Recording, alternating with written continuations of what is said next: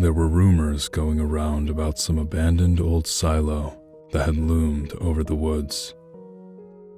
The woods were located in the middle of a field of just dirt alongside the railroad tracks.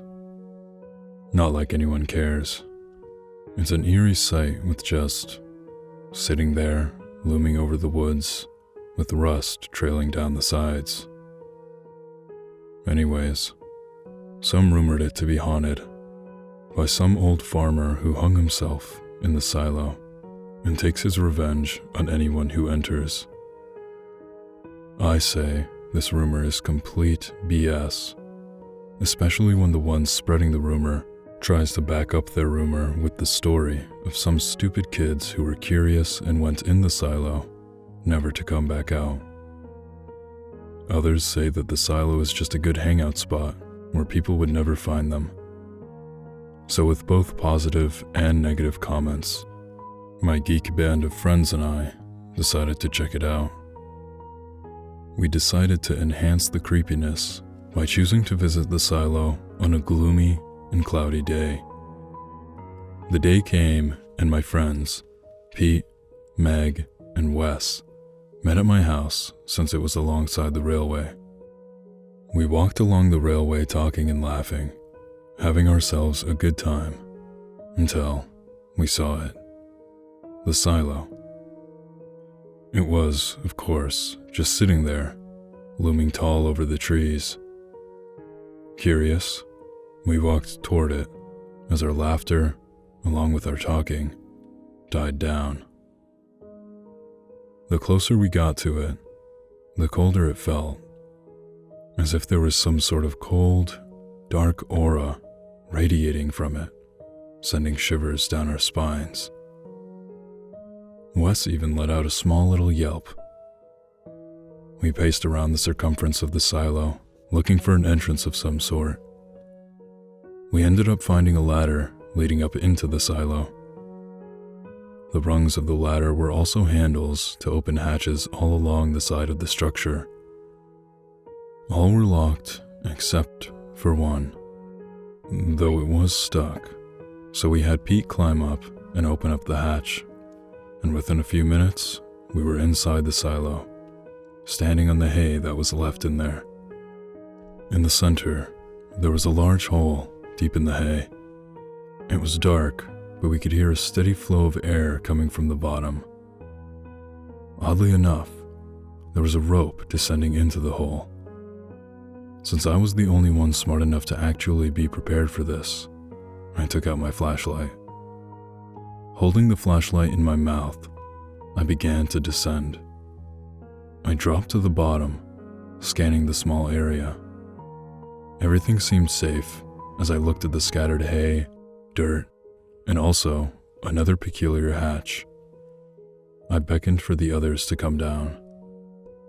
As they descended, my eye had caught something covering the rope. The color of it was red. I hid my panic and showed the others the hatch I found.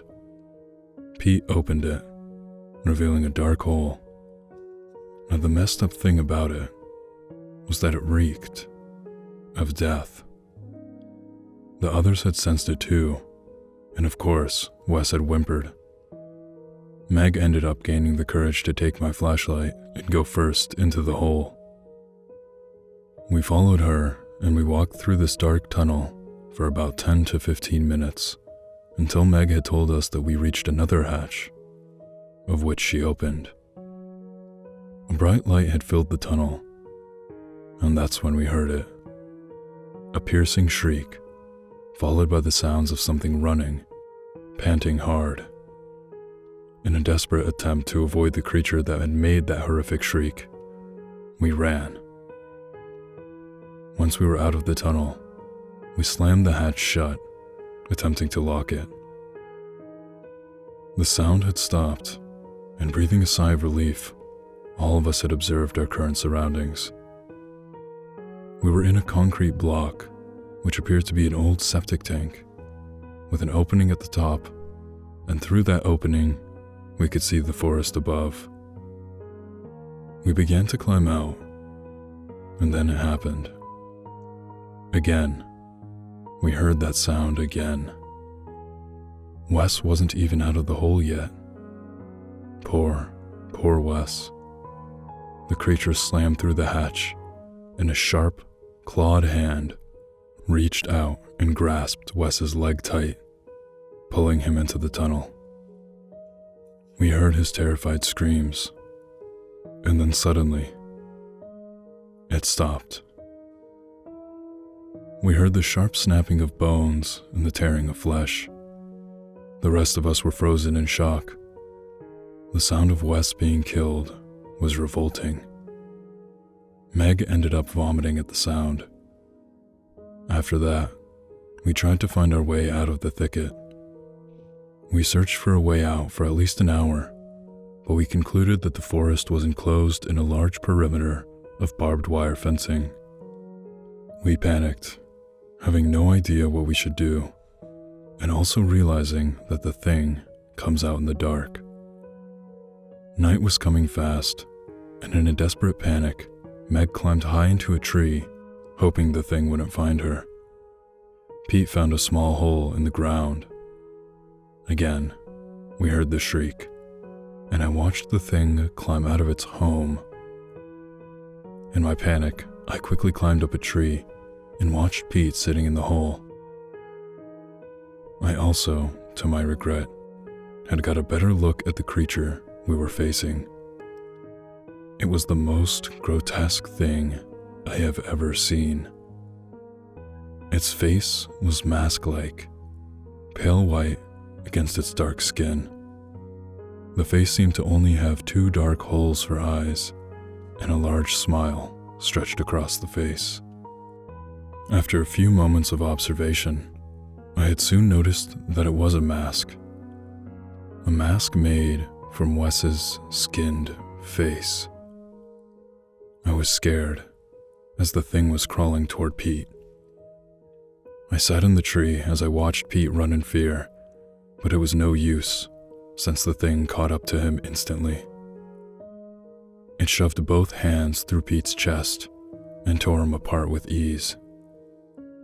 Its chest opened up, revealing bloody tendrils that wrapped around Pete's head, tearing it off from his mutilated corpse, slowly pulling it into the empty cavity, and then sealing it shut. The skinned face of Wes had disintegrated and quickly replaced with a mask made from Pete, with the same hollow eyes and screwed up smile.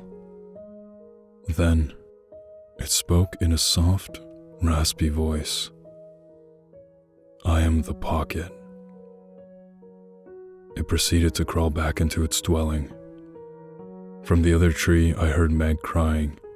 I beckoned for her to climb down as I climbed down myself, and told her that we were getting out of this place alive.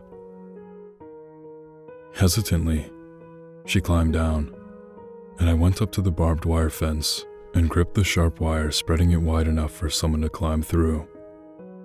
My hands bled, but I ignored the pain as Meg climbed through the opening.